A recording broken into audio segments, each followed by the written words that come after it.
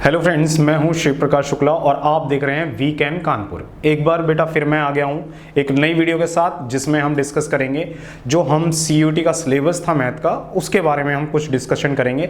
जैसे हमने बताया था, हमारा सीयूटी का बैच जो कानपुर में ऑलरेडी लॉन्च हो चुका है, तो उसमें हम सीयूटी का सिलेबस कैसे फिनिश करेंगे और हमारा offline as well as online दोनों क्लासेस चल रही हैं और आप ज्वाइन कर सकते हैं। तो आज का जो हमारा वीडियो होगा उसमें हम डिस्कस करेंगे जो सीयूटी में पूछा जाएगा मैथ्स में बहुत सारे डाउट्स होते हैं बच्चों को कि कैसा सिलेबस है, ठीक है, क्या क्या पूछा जाएगा सीयूटी में, ठीक है। तो वो हम लेके आए हैं सीयूटी में क्या क्या पूछा जाएगा मैथ्स के सिलेबस में, तो पूरा डिटेल एनालिसिस हम लेके आए हैं पूरे सिलेबस की। तो मैं आपको वो ब्रेक डाउन करूंगा पूरा का पूरा सिलेबस, आपको मैं एक एक चीज़ बताऊंगा उसमें कि क्या क्या पूछेगा सीयूटी के जो एनटीए एग्ज़ाम लेता है। तो स्टार्ट करते हैं बेटा आज का वीडियो, ठीक है। तो जो सिलेबस है हमारा जो सीयूटी का मैथ का, तो बेटा ये जो सीयूटी का सिलेबस है ध्यान से देखना, ये जो सीयूटी का सिलेबस है ये दो पार्ट्स में है, ठीक है। एक तो बेटा जो साइंस के स्टूडेंट हैं वो भी दे सकते हैं, ठीक है। तो साइंस के स्टूडेंट भी दे सकते हैं, ध्यान से देखिए।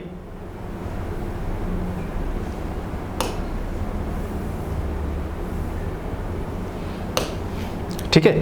तो सीयूटी का जो सिलेबस है उसको बेटा दो लोग दे सकते हैं। एक जो बच्चे साइंस पढ़ रहे हैं, ठीक है, जो जैसे पीसीएम है जिनके पास फिजिक्स केमिस्ट्री मैथ पीसीएम है, वो बच्चे भी दे सकते हैं।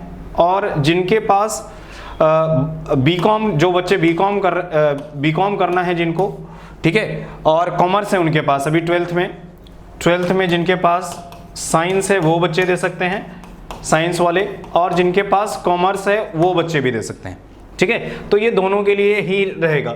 तो मैथ की जो हमारी सीरीज है हम उसमें साइंस, ट्वेल्थ साइंस के बच्चे हैं उनका भी सिलेबस पूरा कवर करेंगे, और जो ट्वेल्थ कॉमर्स के बच्चे हैं, ठीक है, उनका भी पूरा सिलेबस हम इसी में कंप्लीट करेंगे।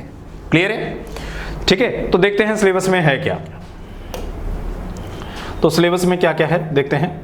पेपर का जो पैटर्न आ रहा है, जो अभी आ रहा है, उसके बारे में बात करते हैं, ठीक है, उसके बारे में बात करते हैं,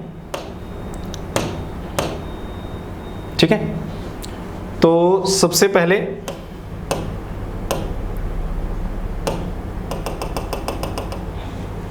पेपर का पैटर्न देखते हैं।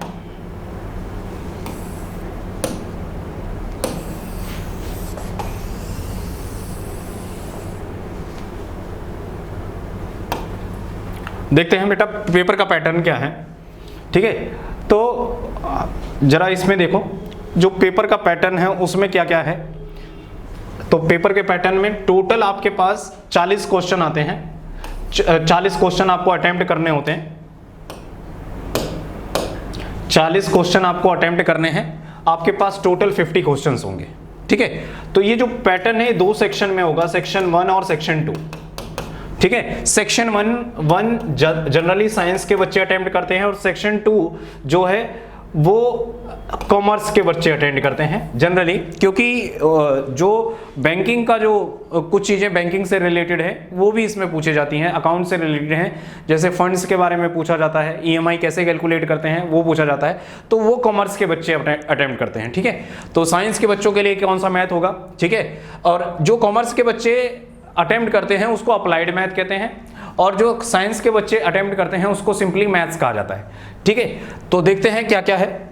तो सबसे पहले इसके दो सेक्शन होंगे। जो पहला सेक्शन है सेक्शन ए वो सबके लिए कंपलसरी होता है। मतलब आपके पास सेक्शन ए में 15 क्वेश्चन आएंगे और आपके 15 के 15 क्वेश्चन आपको अटेम्प्ट करने हैं, ठीक है। इसमें कोई चॉइस नहीं होगी आपके पास, सारे के सारे क्वेश्चन आपको देखने हैं, ठीक है। उसके बाद अब जो मैथ्स लेते हैं उनके लिए सेक्शन, जो साइंस के बच्चे हैं उनके लिए सेक्शन B1 है, ठीक है, और जो कॉमर्स के बच्चे हैं उनके लिए सेक्शन B2 है, उनके लिए सेक्शन B2 है। सपोज करो सेक्शन ए में आपको 15, ये तो सबको देना है, चाहे आप साइंस के हों या कॉमर्स के हों, आप दोनों बच्चों को देना है। ठीक है। बट अगर आप साइंस के स्टूडेंट हैं तो सिर्फ आपको सेक्शन ए प्लस ये सेक्शन ये देना है और ये वाला देना है, ठीक है। बट आप अगर कॉमर्स के बच्चे हैं तो आपको फर्स्ट सेक्शन तो देना ही देना है, प्लस ये जो सेकंड सेक्शन है वो भी देना है, ठीक है। तो ये जो चॉइस वाला सेक्शन है, ठीक है, उसमें टोटल 35 क्वेश्चन पूछे जाते हैं और आपको आंसर कितने क्वेश्चंस को करना है, 25 क्वेश्चंस को करना है। यहां पे आपके पास चॉइस रहती है। और सेक्शन 2 में टोटल 35 क्वेश्चन होते हैं जिसमें आपको आंसर कितने करने हैं, 25। तो कुल मिला के अगर हम कहें, ध्यान से देखना जरा, तो अगर हम कुछ कहें, ये देखो, तो ठीक है,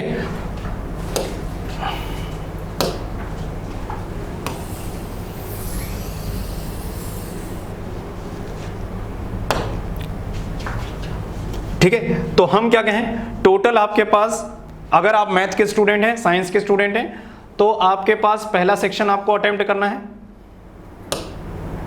पहला सेक्शन प्लस ये दोनों आपको अटेंड करने हैं। कौन से बच्चे, जो साइंस के बच्चे हैं, ठीक है। और पहला प्लस ये और ये अटेम्प्ट करना है किनको, जो कॉमर्स के बच्चे।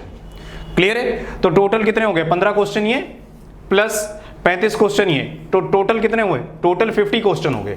कितने क्वेश्चन हो गए, 50। अटेम्प्ट कितने करने हैं, देखिए 15 क्वेश्चन आपको कंपलसरी हैं, वो तो अटेंड करने ही करने हैं, प्लस चॉइस वाले 25 क्वेश्चंस, तो टोटल आपके पास 25 प्लस 15 टोटल 40 क्वेश्चंस आपको अटेम्प्ट करने हैं, ठीक है। सिमिलर सेम वे में कॉमर्स वालों को भी अटेंड कर सकते हैं। पहला सेक्शन तो उनके लिए भी एक कंपलसरी है। टोटल 15 क्वेश्चन प्लस 35, टोटल कितने हो गए, 50 क्वेश्चन हो गए कॉमर्स वालों के लिए भी। लेकिन अटेम्प्ट कितने करने हैं, इनको सिर्फ 40 क्वेश्चन अटेम्प्ट करने हैं, ठीक है। तो ये था पूरा पेपर का जो पैटर्न है। तो मैथ्स वाले, साइंस वाले बच्चे मैथ्स को अटेम्प्ट करेंगे और कॉमर्स वाले बच्चे अप्लाइड मैथ्स का पेपर अटेम्प्ट करेंगे। दोनों में थोड़ा सा अप्लाइड मैथ का पेपर जो है वो थोड़ा सा लेंथी हो, इसका सिलेबस थोड़ा सा लेंथी है, क्योंकि इसमें कुछ एक्स्ट्रा टर्म्स आ जाती हैं, ईएमआई कैलकुलेट करना, फंड के बारे में जानना, तो ये सब कॉमर्स के बच्चे ही पढ़ते हैं जो 12th में होते हैं। इसमें सिर्फ बेटा 12th का ही मैथ ज़्यादा पूछा जाता है, 11th का जो सिलेबस है उससे कुछ ज़्यादा आता नहीं है, ठीक है। तो आप 12th से ही इसकी तैयारी कर सकते हैं, इवन आप 12th में पढ़ रहे हैं तब भी कर सकते हैं। तो जाते हैं बेटा अगला, क्या क्या है बेटा कंपलसरी जो पोर्शन है, जो पार्ट फर्स्ट है, ठीक है। पार्ट फर्स्ट में क्या क्या पूछा जाएगा उसके बारे में जानते हैं। ये है पार्ट आपका फर्स्ट, ये आपका पार्ट फर्स्ट है।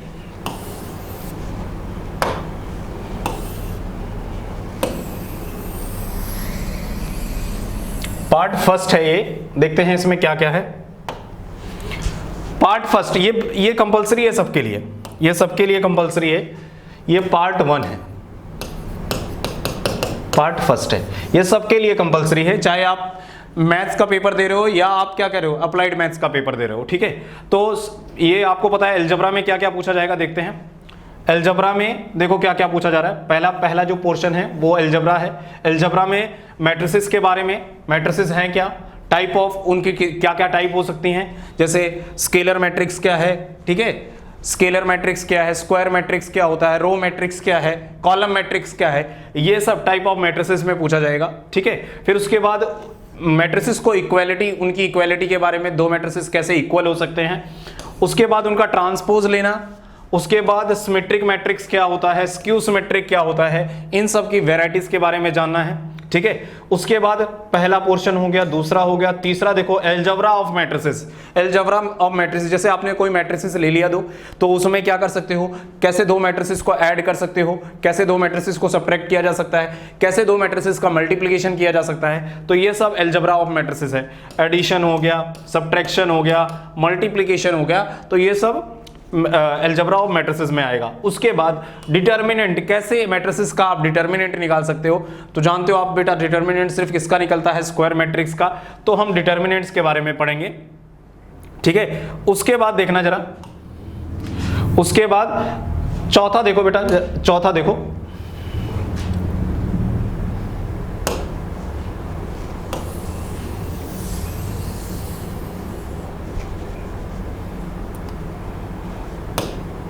देखो चौथे में क्या है, चौथे में देखो डिटर्मिनेंट के बाद, डिटर्मिनेंट आपका हो ही गया, डिटर्मिनेंट के बाद inverse of a matrix, matrix का इनवर्स कैसे निकाला जाता है, उसके बाद सॉल्विंग ऑफ साइमल्टेनियस इक्वेशंस। बेटा ये भी एप्लीकेशन ऑफ मैट्रिक्स है कि हम मैट्रिक्स का यूज कैसे करते हैं।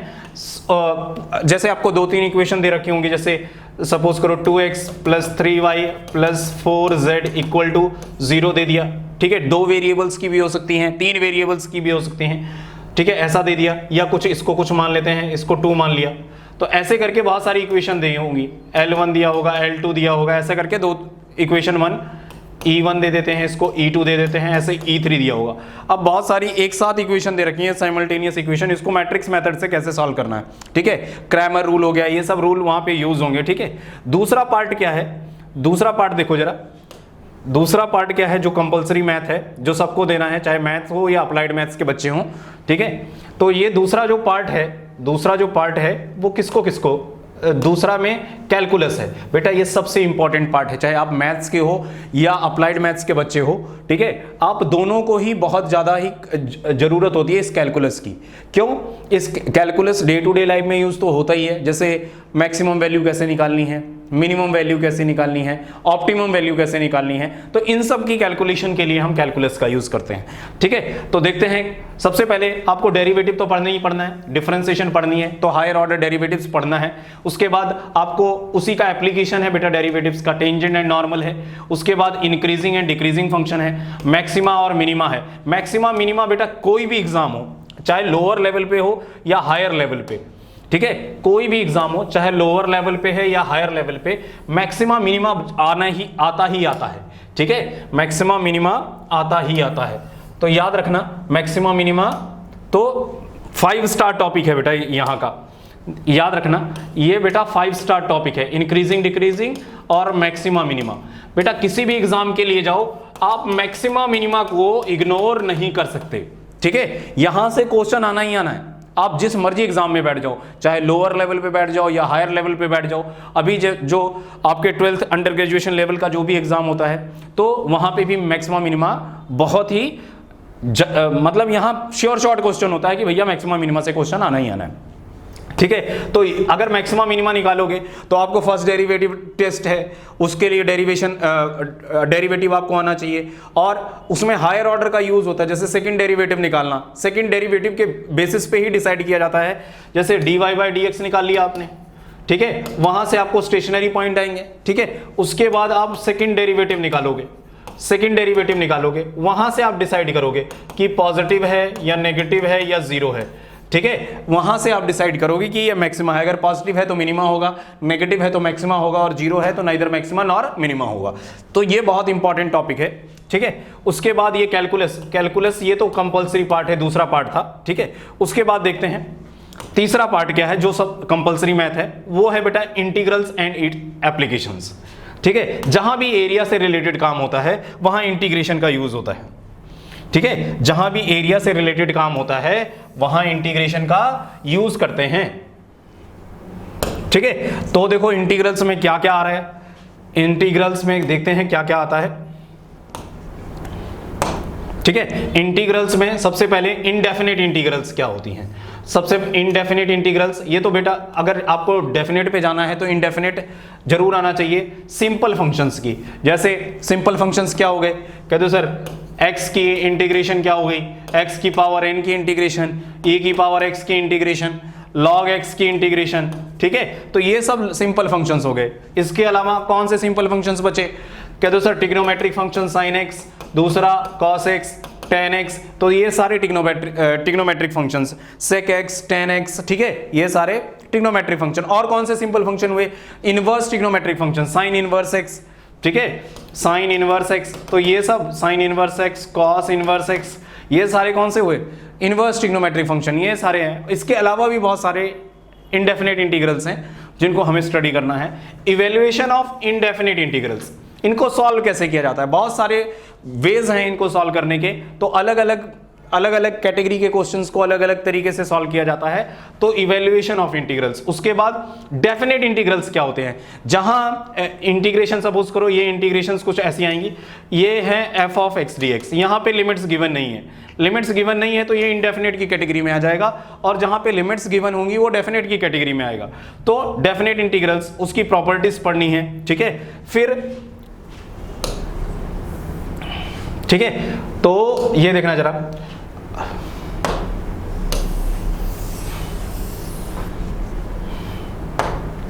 तो देखो जरा, अब डेफिनेट इंटीग्रल्स, फिर उसकी एप्लीकेशंस, एप्लीकेशंस बहुत इंपॉर्टेंट है।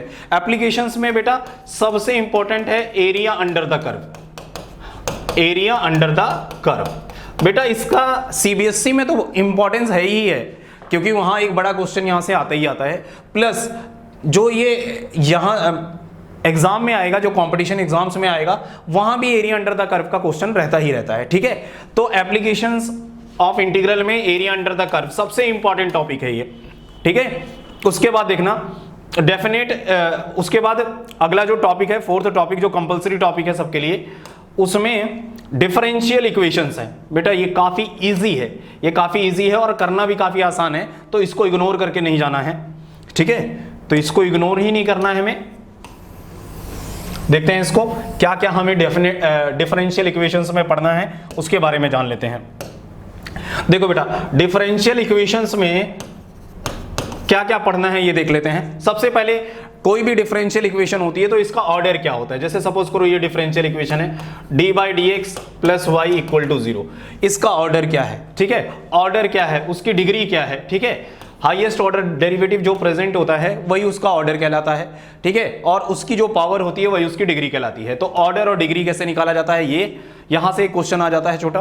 दूसरा क्या आता है, formulating of and solving of differential equation with variable separable form, variable separable form, ठीक है। और वो भी फर्स्ट ऑर्डर की, वो भी फर्स्ट ऑर्डर की, क्लियर है। तो ये है, ये हो गया। तो ये बेटा कॉमन है, सबके लिए कॉमन है। नेक्स्ट क्या है, प्रोबेबिलिटी एंड, बेटा ये बहुत इंपॉर्टेंट है। ये सिंपल मैथ वालों के लिए तो इंपॉर्टेंट होता ही होता है, प्लस अप्लाइड मैथ वालों के लिए भी काफी इंपॉर्टेंट है। देखते हैं इसमें प्रोबेबिलिटी और डिस्ट्रीब्यूशन में क्या क्या है, ठीक है। तो देखो बेटा प्रोबेबिलिटी डिस्ट्रीब्यूशन फंक्शन, ये काफी इंपॉर्टेंट और काफी आसान पार्ट भी है, काफी आसान पार्ट भी है प्रोबेबिलिटी डिस्ट्रीब्यूशन। यहां इसमें क्या क्या पढ़ना है इसके बारे में जान लेते हैं।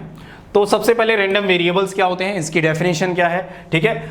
और ये रैंडम वेरिएबल्स हैं क्या, ये प्रोबेबिलिटी से ही पता लग जाता है। उसके बाद प्रोबेबिलिटी डिस्ट्रीब्यूशन, कितने डिस्ट्रीब्यूशन होता है, कंटिन्यूअस डिस्ट्रीब्यूशन है या डिस्क्रीट डिस्ट्रीब्यूशन है, तो उनमें पढ़ना है। तो दो टाइप्स हैं इसकी, कंटिन्यूअस डिस्ट्रीब्यूशन और एक होता है कंटिन्यूअस डिस्ट्रीब्यूशन, एक होता है डिस्क्रीट डिस्ट्रीब्यूशन। तो इसको अलग अलग पढ़ना है। उसके बाद एवरेज वैल्यू, एक्सपेक्टेड वैल्यू निकालनी है ऑफ रैंडम वेरिएबल्स की। फिर एक्सपेक्टेड वैल्यू निकाल लोगे तो वेरिएंस निकालना है, वेरिएंस निकाल लिया तो स्टैंडर्ड डेविएशन निकालना, ठीक है। उसके बाद सबसे पहला डिस्ट्रीब्यूशन जो सबको करना है वो है बाइनोमियल डिस्ट्रीब्यूशन, ठीक है। बाइनोमियल डिस्ट्रीब्यूशन क्या होता है, जो बहुत सारे ट्रायल्स हैं, मान लो एक एक्सपेरिमेंट आपने काफी टाइम्स किया, ठीक है। तो अगर उसमें जो अकरेंस है, जो एक्सपेक्टेशन है वो चेंज ना हो, अगर अगले ट्रायल में भी वो एक्सपेक्टेशन चेंज नहीं होती है, तो हम किसका यूज करते हैं, बाइनोमियल डिस्ट्रीब्यूशन का यूज करते हैं। तो हम बाइनोमियल डिस्ट्रीब्यूशन का यूज करते हैं, ठीक है। उसके बाद क्या है, ध्यान से देखना, लीनियर प्रोग्रामिंग। उसके बाद क्या है, लीनियर प्रोग्रामिंग, लीनियर प्रोग्रामिंग।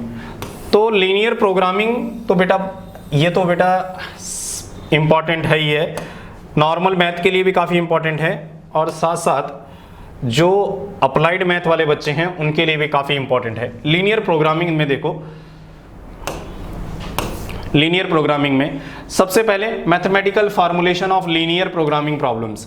सबसे पहले उनको मैथमेटिक्स में कैसे लेके आना है, कोई एक आपको पूरा क्वेश्चन दिया होगा, उसमें स्टेटमेंट्स लिखी होंगी, उसको हम मैथमेटिकल फॉर्म में लेके आएंगे, लीनियर इक्वेशन की फॉर्म में, जैसे 4y + 3 कुछ ऐसा लेके आएंगे, ठीक है। और ग्राफिकल मेथड, फिर उसका ग्राफ बनाएंगे हम। लीनियर इक्वेशन का ग्राफ आपको पता है स्ट्रेट लाइन होता है, तो ग्राफिकल मेथड, ठीक है। उसके बाद 2 वेरिएबल्स, मतलब जैसे मैंने x और y लिया, 2 वेरिएबल्स को कैसे सॉल्व करना है, फिर उनके फिजिबल सॉल्यूशन और इनफिजिबल रीजन, कौन सा फिजिबल रीजन है कौन सा इनफिजिबल रीजन है वो निकालना है, और दूसरा फिर क्या है ऑप्टिमल फिजिबल सॉल्यूशन, और उसका सबसे ऑप्टिमम वैल्यू कौन सी है वो निकालनी होती है। तो ये सब लीनियर प्रोग्रामिंग की प्रॉब्लम्स में आएगा, ठीक।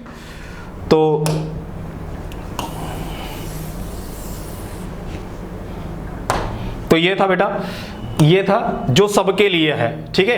तो इतना जो पार्ट था, ठीक है, 6 पार्ट थे जो कंपलसरी है सबके लिए। सबसे पहला क्या था, जरा ध्यान से देखो, अलजेब्रा था जो कंपलसरी है। अलजेब्रा के बाद कैलकुलस, कैलकुलस के बाद बेटा इंटीग्रेशंस हैं, इंटीग्रेशन के बाद डिफरेंशियल इक्वेशन है, डिफरेंशियल इक्वेशन के बाद प्रोबेबिलिटी डिस्ट्रीब्यूशन है, और फिर क्या है लीनियर प्रोग्रामिंग। इतना मैथ सबके लिए कॉमन होता है, ठीक है। ये सीयूटी का मैथ है जो कॉमन है सबके लिए। अब जो दूसरा पार्ट है, देखो दूसरा पार्ट, ये बेटा चॉइस होती है। इसमें मैथ के बच्चे ले सकते हैं, इसको मैथ के बच्चे ले सकते हैं, और दूसरा कॉमर्स के बच्चे इसको चाहे तो दे भी सकते हैं पेपर, बट जनरली इसको साइंस के बच्चे लेते हैं, ठीक है। तो सेक्शन 2 किसके लिए है, जो मैथ्स लिए हैं और साइंस के बच्चे हैं, जैसे पीसीएम जिसने लिया है, ठीक है, तो वो इसके लिए जाता है, जनरली वही इसके लिए जाता है। तो B1 तो पहला जब 15 क्वेश्चन आने हैं, उतने जो 6 पार्ट्स, जो 6 सेक्शन हमने पढ़े हैं उसमें से 15 क्वेश्चन आएंगे, और 15 के 15 हमें करने हैं, ठीक है। वहां कोई चॉइस नहीं है, कोई भी चॉइस नहीं है। तो दूसरा क्या है देखना जरा, दूसरा जो मैथ्स जनरली यहां ये वो बच्चे लेते हैं जैसे जिन्होंने मैथ ले रखा है, जैसे आपने मैथ ले रखा है और आप साइंस स्टूडेंट, साइंस स्ट्रीम के हैं, पीसीएम ले रखा है आपने, फिजिक्स केमिस्ट्री मैथ, जनरली वो बच्चे इसको अटेम्प्ट करते हैं। क्लियर है। कॉमर्स के बच्चे जाते हैं बेटा अप्लाइड मैथ्स के लिए, जो डे टू डे लाइफ में आप अप्लाई करते हो, ठीक है। रिलेशन एंड फंक्शन पहला पार्ट क्या है, यूनिट फर्स्ट में आएगा रिलेशन एंड फंक्शन। बेटा ये हर रिलेशन और फंक्शन काफ़ी इंपॉर्टेंट होता है, चाहे आप किसी भी मैथ से जुड़े हो, चाहे मैथ हो या अप्लाइड मैथ हो, ठीक है। तो सबसे पहला क्या है आपका रिलेशन एंड फंक्शन, ठीक है। पहला क्या है रिलेशन एंड फंक्शन। तो रिलेशन एंड फंक्शन में देखो पहला यूनिट रिलेशन एंड फंक्शन का, टाइप ऑफ रिलेशन, रिलेशन कितने टाइप की होती हैं, रिफ्लेक्सिव, सिमेट्रिक और ट्रांजिटिव, ये सब देखना है। इक्विवेलेंस रिलेशन क्या होती है, 1 ऑन टू फंक्शन क्या होता है, उसका इनवर्स कैसे निकाला जाता है, कंपोजिट फंक्शन क्या है, इनवर्स ऑफ अ फंक्शन क्या है, और बाइनरी ऑपरेशंस हैं। तो ये सब रिलेशन के पार्ट हैं, ये एनसीईआरटी में भी गिवन है, ठीक है। जनरली एनसीईआरटी का पैटर्न ही फॉलो होगा, ठीक है।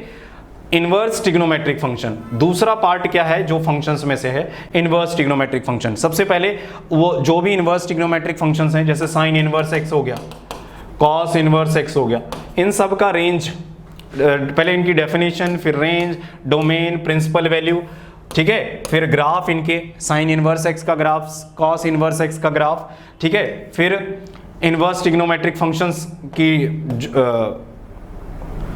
Graph of inverse trigonometric function. उसके बाद क्या है, ये पहला पार्ट हुआ। दूसरे पार्ट में क्या दे रखा है, एलिमेंट्री प्रॉपर्टीज क्या है, जैसे sine inverse x plus cos inverse x equal to pi होगा, ठीक है। तो वो सारी प्रॉपर्टीज करनी है, काफी प्रॉपर्टीज हैं, ठीक है।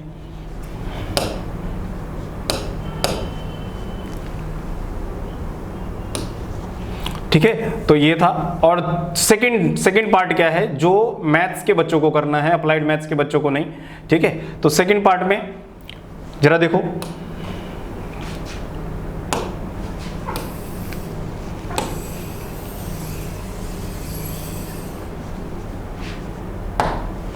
देखिए जरा, फिर वही अलजेब्रा में वही चीज, सेम चीज रिपीट होगी, सेम अलजेब्रा मैथ्स जो अप्लाइड मैथ्स के बच्चों को भी आएगा, फिर वही चीजें हैं। मैट्रिसेस मैंने ऑलरेडी डिस्कस कर लिया, मैट्रिसेस में क्या क्या है, मैट्रिसेस में क्या क्या डिस्कस करना है, एक नोटेशन क्या होता है, ऑर्डर क्या होता है, इक्वेलिटी क्या होती है, जैसे मैंने अभी बताया था, जीरो मैट्रिक्स क्या है, ट्रांसपोज क्या होता है मैट्रिक्स का, सिमेट्रिक मैट्रिक्स क्या होते हैं, स्क्यू सिमेट्रिक क्या होता है, एडिशन, मल्टीप्लिकेशन, ये सब ऑपरेशंस हैं उस पे, ठीक है। उसके बाद simple properties of addition, multiplication की प्रॉपर्टीज, उसके बाद मैट्रिक्स मल्टीप्लिकेशन कॉम्यूटेटिव होता है या नहीं होता, ठीक है, ये सब देखना है, ठीक है। तो existence of non zero matrix whose product is zero matrix, ऐसे मैट्रिक्स जिनको हम मल्टीप्लाई करें जो नॉन जीरो हैं और उनका प्रोडक्ट क्या है, जीरो मैट्रिक्स है, ठीक है। उसके बाद इनवर्स कैसे निकालना है, proof of uniqueness of inverse, उसके बाद एग्जिस्टेंस, ठीक है, ये सब करना है। और ये सिर्फ पढ़ना है किसके, रियल मैट्रिसेस के लिए, रियल एंट्रीज होनी चाहिए, कोई कॉम्प्लेक्स एंट्रीज नहीं होनी चाहिए। कॉम्प्लेक्स नंबर मैट्रिसेस के एलिमेंट्स में नहीं होना चाहिए, उसी के लिए पढ़ना है, ठीक है। उसके बाद दूसरा पार्ट क्या है, डिटर्मिनेंट का पार्ट है। दूसरा पार्ट क्या है, डिटर्मिनेंट का पार्ट है। तो डिटर्मिनेंट में देखो क्या क्या पढ़ना है। डिटर्मिनेंट में फिर वही डिटर्मिनेंट ऑफ स्क्वायर मैट्रिक्स होगा, उसका डिटर्मिनेंट निकालेंगे, वो भी अप टू 3x3 मैट्रिक्स तक पढ़ना है।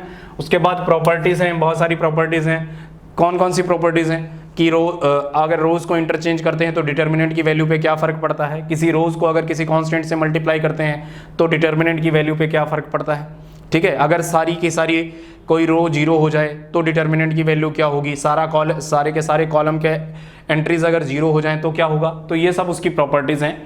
Inverse of a square matrix, consistency, inconsistency, number of solutions of linear system of equations, तो ये पढ़ना है। उसके बाद फिर वही थ्री वेरिएबल्स के, जैसे 3 वेरिएबल्स का मतलब क्या हुआ, ax plus by plus cz equal to 0, या ये भी नॉन जीरो हो सकता है। तो इस सब के बारे में हमें पढ़ना है, तो ये हम वही पढ़ेंगे।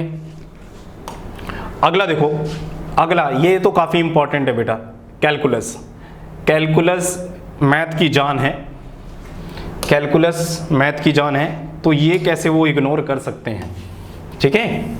जब कैलकुलस तो मैथ की जान है, 12th में अगर कोई कहें तो बेटा 50 to 60% आपका कैलकुलस ही है, ठीक है। तो अगर आप कैलकुलस में कमांड बना लेते हो तो आपको सारे कंपटीशन एग्जाम में आसानी होती। देखते हैं, तो कैलकुलस तीसरा पार्ट है, ठीक है। अब देखो कैलकुलस में क्या है, सबसे पहले कंटिन्यूटी और डिफरेंशिएबिलिटी, यहीं से स्टार्ट होता है कैलकुलस, ठीक है। बाकी फंक्शन तो इसका पार्ट है ही है।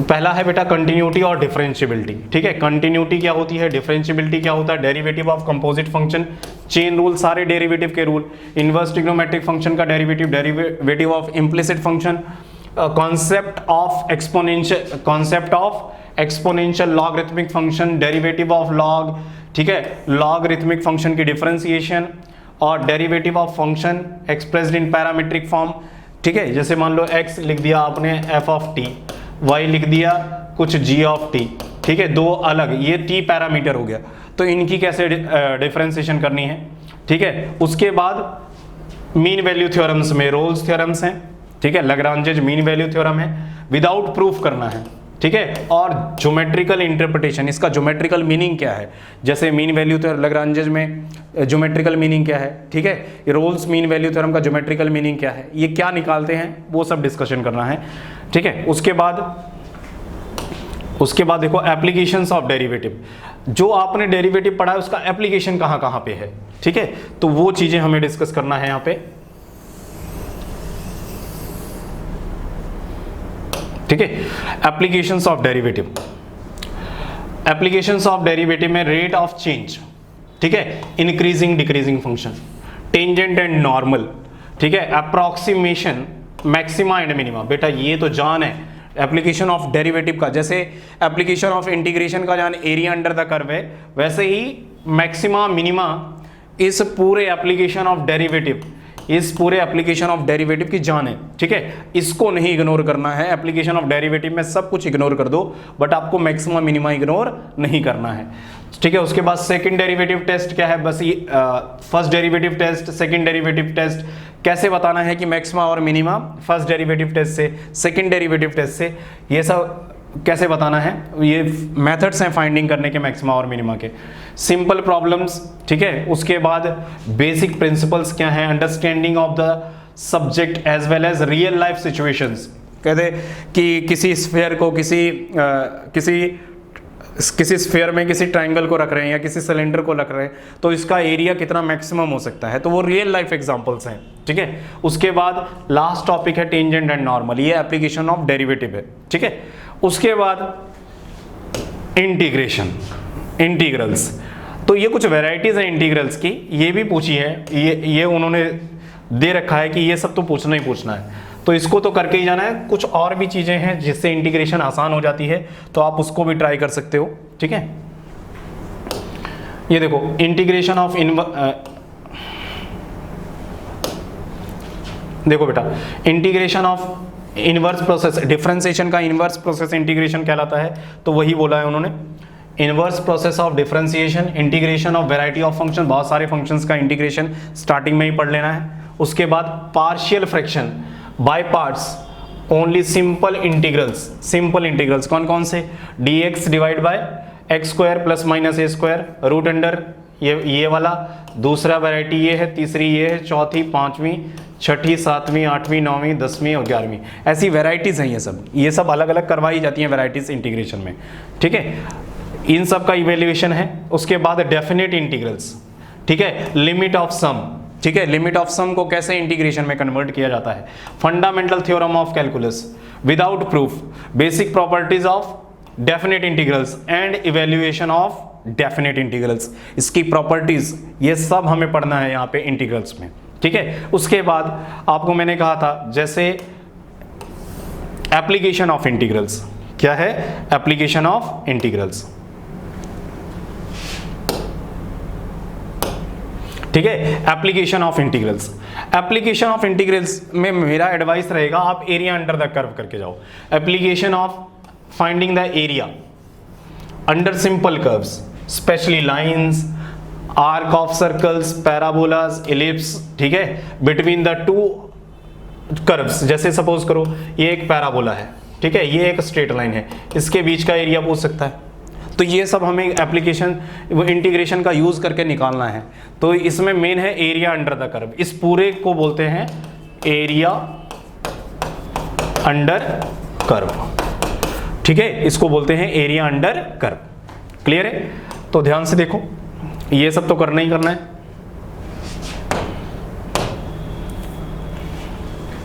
उसके बाद क्या है, डिफरेंशियल इक्वेशन आते हैं। डिफरेंशियल इक्वेशन ये भी बेटा कंपटीशन एग्जाम में काफी इंपॉर्टेंट है, ठीक है। डिफरेंशियल इक्वेशन ये है आपका, तो वही बेटा फिर वही ऑर्डर, डिग्री, ये तो ऑलरेडी हमें उसके लिए पढ़ना ही पढ़ना है कंपलसरी के लिए, तो यहाँ भी पढ़ेंगे हम इसको। General and particular solution of a differential equation क्या होता है, फॉर्मेशन, एक डिफरेंशियल इक्वेशन को बनाया कैसे जाता है, उसके जनरल सॉल्यूशन है, ठीक है। Solution of differential equation by methods of separation of variables, homogeneous differential equation क्या है, फर्स्ट ऑर्डर की है, first order and first degree की डिफरेंशियल इक्वेशन है, ठीक है। तो ये पढ़ना है। Solution of the linear differential equation, इस टाइप की और इस टाइप की, ये लीनियर डिफरेंशियल इक्वेशंस की कैटेगरी में आती है, ठीक है। तो ये पढ़ना है। नेक्स्ट देखो बेटा, नेक्स्ट है वेक्टर एंड 3D। वेक्टर बेटा जनरली आप पढ़ते ही हो, फिजिक्स पढ़ने के लिए वेक्टर तो पढ़ना है, वही सारा वेक्टर यहां भी है, बस थोड़ा सा चेंजेस हैं, ठीक है। तो वेक्टर एंड 3D, ठीक है, ये काफी इंपॉर्टेंट है। तो वेक्टर्स में क्या, वेक्टर क्या होते हैं, स्केलर क्या होते हैं, उनकी डेफिनेशंस क्या होती हैं, ठीक है। Magnitude, direction of a vector, ठीक है, direction, cosine, direction ratio of a vector क्या होता है, टाइप ऑफ वेक्टर्स, ये सारी वेराइटीज पढ़नी है। वेक्टर कितने होते हैं, नल वेक्टर क्या होता है, ठीक है, इक्वल वेक्टर क्या होते हैं, ऑपोजिट वेक्टर क्या होते हैं, ये सब। और उसके बाद पोजीशन वेक्टर, किसी पॉइंट का पोजीशन वेक्टर कैसे लिखा जाता है। नेगेटिव ऑफ अ वेक्टर क्या होता है, कंपोनेंट, किसी वेक्टर के कंपोनेंट क्या होते हैं, एडिशन, मल्टीप्लिकेशन, ठीक है। Position vector dividing the line segment, ऐसे लाइन सेगमेंट है, यहाँ का कोई इसका पोजीशन वेक्टर पता होगा, इसका पोजीशन वेक्टर पता होगा, और कोई कहे इसका पोजीशन वेक्टर निकालना है तो ये भी निकाल सकते हो। उसके बाद क्या है, स्केलर प्रोडक्ट क्या होता है वेक्टर का, projection of a vector on a line, और vector product of a vector, और स्केलर ट्रिपल प्रोडक्ट। अगर दो से ज्यादा वेक्टर हूं तो उसका triple product, scalar triple product कैसे निकालते हैं, ये सब हमें वहां पढ़ना है, ठीक है। तो ये सब वेक्टर था। अब लास्ट इसमें है 3D। 3D में पढ़ना क्या क्या है, वही, अब वेक्टर आपको आता है तो 3D पढ़ना और भी आसान, ठीक है। डायरेक्शन कोसाइन हो गया, डायरेक्शन कोसाइन रेशो, फिर उसके बाद Cartesian and vector equation of a line. Cartesian form क्या है, वेक्टर जो लाइन है उसकी वेक्टर इक्वेशन क्या है, और कार्टेशियन इक्वेशन क्या है। उसके बाद कोप्लेनर क्या होते हैं, और स्क्यू लाइंस क्या होती हैं, shortest distance between two lines, एक लाइन ये होगी, एक लाइन ये होगी, दो स्क्यू लाइंस के बीच में शॉर्टेस्ट डिस्टेंस, परपेंडिकुलर डिस्टेंस होगा, ठीक है। उसके बाद Cartesian and vector equation of a plane क्या होता है, ठीक है। उसके बाद यही दो इक्वेशन है, कार्टेशियन इक्वेशन और वेक्टर इक्वेशन, ठीक है। 2 lines 2 planes, line and plane, वही हो गया बेटा, यही कॉम्बिनेशन बनेगा। 2 लाइन्स हो सकती हैं, 2 प्लेन हो सकता है, और 1 लाइन और 1 प्लेन हो सकता है। और distance of a point from a plane, कहेगा ये प्लेन है, ठीक है, यहाँ कोई पॉइंट है P, इसका डिस्टेंस बताओ, ये D परपेंडिकुलर डिस्टेंस, ठीक है, तो ये पूछ सकता है। बस यही चीजें हैं 3D में जो आपको करनी है।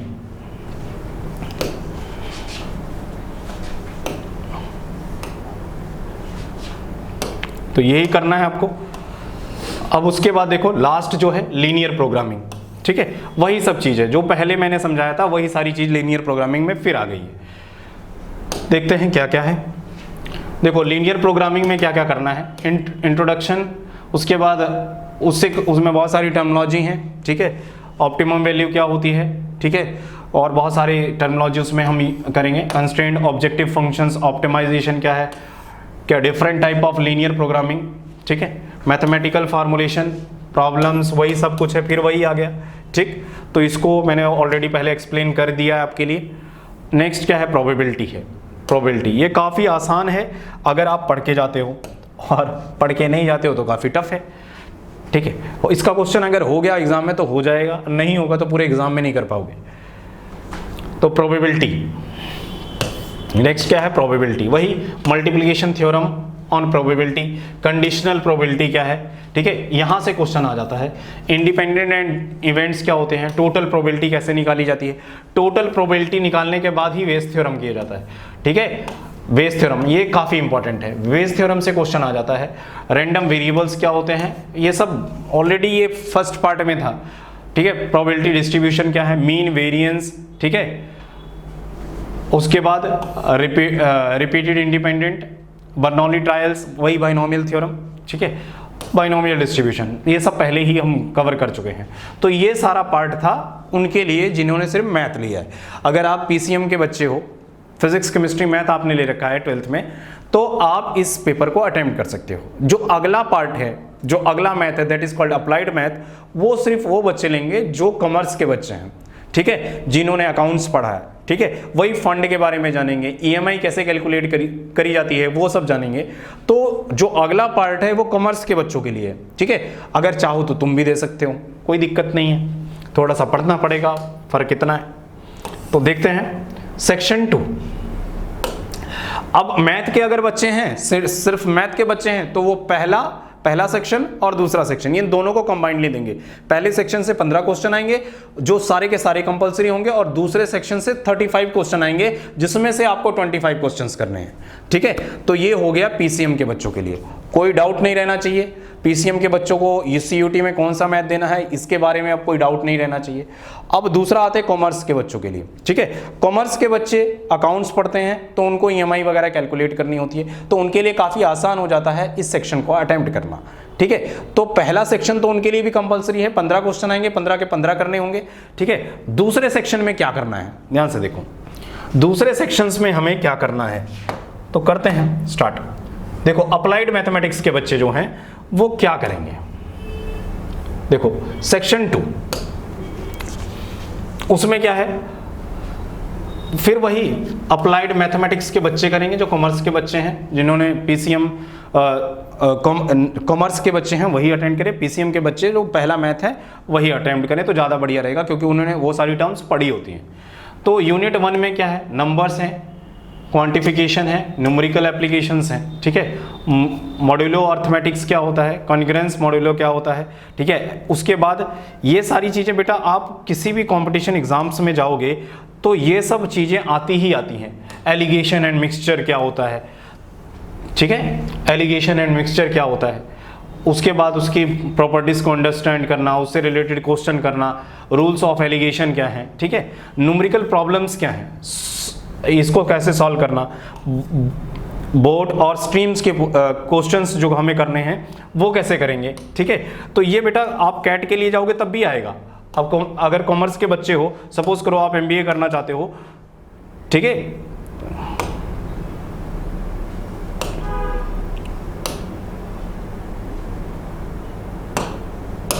सपोज करो आप MBA करना चाहते हो, कॉमर्स के बच्चे हो, तो ये आना ही आना है। आप alligation and mixture, numerical problems, boat और streams problems, pipe and cistern problems, ये सब आनी ही आनी है, ठीक है। उसके बाद देखना जरा, रेसेस एंड गेम्स, पार्टनरशिप क्या है, ठीक है। ये एप्टीट्यूड का पार्ट भी है बेटा, ये किसी भी एप्टीट्यूड के लिए बैठोगे तो ये पढ़ना ही पड़ेगा। पार्टनरशिप, न्यूमेरिकल इनइक्वालिटीज क्या हैं, ये सब पढ़ना ही पढ़ना है, कैट का सिलेबस है ये पूरा, ठीक है। तो अगर आप इसको ढंग से पढ़ लोगे तो कैट, मान लो आप ग्रेजुएशन के बाद कैट दे रहे हो तो काफी आसान हो जाएगा आपके लिए, ठीक है। तो उसके बाद क्या है देखो जरा, ये सब तो पढ़ना ही पढ़ना है।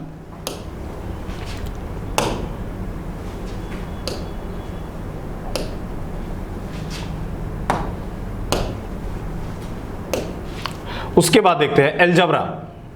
फिर वही एलजब्रा में वही कहानी जो मैंने पहले कही थी, कोई भी ज़्यादा चेंजेस नहीं है। मैट्रिसेस, उसके टाइप्स, ठीक है, डेफिनेशन, कितने टाइप्स के होते हैं, फिर टू मैट्रिक इक्वालिटी क्या होती है, ट्रांसपोज क्या होता है, define symmetric and skew symmetric matrix. फिर उसके बाद वही कैलकुलस जो अभी तक एक्सप्लेन किया था, सेम वही चीज़ है, कुछ भी अलग नहीं है। तो दोबारा बताने की कोई ज़रूरत नहीं है इसमें। जो आपने अगर पहले जो मैंने बताया है, अगर आपने ढंग से सुना होगा तो आपने समझ लिया होगा कि कैलकुलस में क्या पूछा जाता है। वही सब चीज़ें हैं। क्या है देखो, हायर ऑर्डर डेरिवेटिव्स हो गया, second derivative, determining the second and higher order derivative, differentiation का यूज़, कौन से बेटा, differentiation of parametric function, implicit function, dependent and independent variables, ठीक है। उसके बाद इसका एक और यूज़ होता है बेटा कैलकुलस का, डिफरेंशिएशन का यूज़ होता है कॉस्ट कैलकुलेट करने में, मार्जिनल कॉस्ट, मार्जिनल रेवेन्यू, ठीक है। तो इसकी डेफिनेशन भी पढ़नी है और क्या करना है, इसको कैलकुलेट भी करना है। उसके बाद फिर मैक्सिमम मिनिमा, बट यहाँ जो मैक्सिमम मिनिमा पढ़ना है वो कॉस्ट वगैरह कैलकुलेट, क्रिटिकल पॉइंट्स क्या होते हैं किसी फंक्शन के, find the point of local maxima, local minima क्या होता है, ठीक है। ये सब वहीं पे पढ़ा देंगे। एब्सोल्यूट मैक्सिमम और एब्सोल्यूट मिनिमम क्या होता है, ठीक है। जो सबसे हाईएस्ट पॉइंट होता है उसको एब्सोल्यूट मैक्सिमा बोलते हैं, सबसे लोवेस्ट पॉइंट होता है उसको एब्सोल्यूट मिनिमा बोला जाता है, ठीक है। तो ये सब आपको करना ही था, वही चीज़ें हैं, कोई ज़्यादा डिफरेंस नहीं है। और उसके बाद देखो फिर वही प्रोबेबिलिटी में भी कोई ज़्यादा चेंजेस नहीं है, वही चीज़ें हैं। सिर्फ चेंजेस अभी आएंगे जो हम करेंगे यहाँ पे डिफरेंशिएशन में पर्टिकुलरली हमें उस पॉइंट ऑफ व्यू से पढ़ना है, जैसे कॉस्ट कैलकुलेट करने के लिए, ठीक है। तो वहाँ हमें कॉमर्स पॉइंट ऑफ व्यू से डिफरेंशिएशन का यूज़ करना है बस। प्रोबेबिलिटी डिस्ट्रीब्यूशन, ठीक है। प्रोबेबिलिटी डिस्ट्रीब्यूशन क्या होता है कि understand of concept of random variables क्या होता है। प्रोबेबिलिटी डिस्ट्रीब्यूशन वही पता है, कंटिन्यूअस और डिस्क्रीट डिस्ट्रीब्यूशन। तो प्रोबेबिलिटी डिस्क्रीट रैंडम वेरिएबल्स वही मैंने बता ही दिया है। एक्सपेक्टेशन क्या है, ठीक है। अर्थमेटिक मीन क्या निकालनी है, एक्सपेक्टेड वैल्यू कैसे निकालनी है, एक्सपेक्टेड वैल्यू या average value of random variables कैसे निकाली जाती है, वो सब बताना है, ठीक है। उसके बाद देखो वेरिएंस कैसे निकालना है, वो देखते हैं। वेरिएंस कैसे कैलकुलेट किया जाता है, स्टैंडर्ड वेरिएंस निकालना है, स्टैंडर्ड डेविएशन निकालना है किसी रैंडम वेरिएबल का। उसके बाद ये वाला पार्ट, अब ये वाला जो पार्ट है ना, वो पर्टिकुलरली उन बच्चों को करना है जो कॉमर्स पढ़ रहे हैं, ठीक है। इंडेक्स नंबर्स क्या होते हैं, टाइम बेस्ड डाटा क्या होता है, इंडेक्स नंबर्स, उसकी डेफिनेशन, उसके बाद इंडेक्स नंबर्स का construction, test of index number, ठीक है। ये सब सिर्फ कॉमर्स के बच्चों को पढ़ना है, वो अकाउंट्स वगैरह में पढ़ते हैं इन सब चीज़ों को, ठीक है। अगला टॉपिक पूरा यूनिट ही उस पे है जो पीसीएम के बच्चों को नहीं पढ़ना होता, जो साइंस के बच्चे होते हैं। इंडेक्स नंबर क्या है, ठीक है। टाइम बेस्ड डाटा क्या है, तो ये सारी चीज़ें पढ़नी है। पॉपुलेशन क्या होता है, सैंपल क्या होता है, ठीक है। पॉपुलेशन की डेफिनेशन, सैंपल की डेफिनेशन, फिर उसके पैरामीटर्स, ये सब पढ़ते चले जा रहे हैं। पॉपुलेशन, सैंपल क्या होता है, difference between population and sample, ठीक है। उसके बाद उसके बाद क्या क्या पैरामीटर्स हैं, स्टैटिस्टिक्स को यूज़ कैसे करना है यहाँ पे, ठीक है। ये सब सेंट्रल लिमिट थ्योरम, ये काफ़ी इंपॉर्टेंट है। सेंट्रल लिमिट थ्योरम काफ़ी इंपॉर्टेंट है ये, तो सेंट्रल लिमिट थ्योरम ये पढ़नी है। उसके बाद relation between population and sample distribution, ठीक है। उसके बाद फिर वही चीज, ये फिर वही चीज पढ़नी है आगे। टाइम सीरीज क्या होती है, कंपोनेंट्स ऑफ टाइम सीरीज क्या है, ठीक है। देखना जरा, इसमें फिर वही time series, component of time series analysis of univariate data, ठीक है। उसके बाद फाइनेंशियल मैथमेटिक्स, ये फाइनेंशियल मैथमेटिक्स सिर्फ और सिर्फ कॉमर्स के बच्चे पढ़ते हैं, ठीक है। सिंकिंग फंड क्या होता है, उसके बाद कॉन्सेप्ट्स, ठीक है। Fund, differentiation between sinking fund and saving account, ठीक है, ये सब उन्होंने पढ़ना होता है। उसके बाद वैल्यूएशन ऑफ बॉन्ड्स,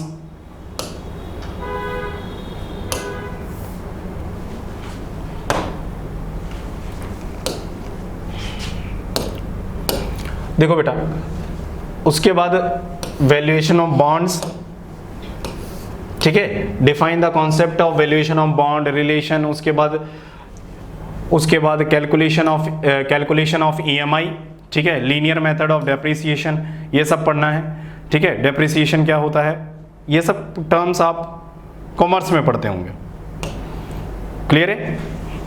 तो ये सब चीजें पढ़नी है, कैलकुलेशन ऑफ डेप्रिसिएशन। फिर उसके बाद फिर वही बेटा लीनियर प्रोग्रामिंग वही है जो पहले हम पढ़ रहे थे, सब कुछ वही है, कुछ भी चेंज नहीं है, ठीक है। उसके तो मैं इसको दोबारा एक्सप्लेन नहीं करूंगा, ये फिर वही है, वही चीज़ें इसमें कैलकुलेट करनी है। Graph of system of linear inequalities involving the two variables, वही टू वेरिएबल्स की लीनियर प्रोग्रामिंग यहाँ भी करनी है, वही चीज़। ऑप्टिमम वैल्यू, फिजिबल रीजन, ठीक है, फिजिबल इनफिजिबल रीजन, ठीक है, फिजिबल, वही चीज़ें कैलकुलेट करनी है। तो understanding of feasible and infeasible solutions, optimum value कैसे निकालनी है, तो बस यही।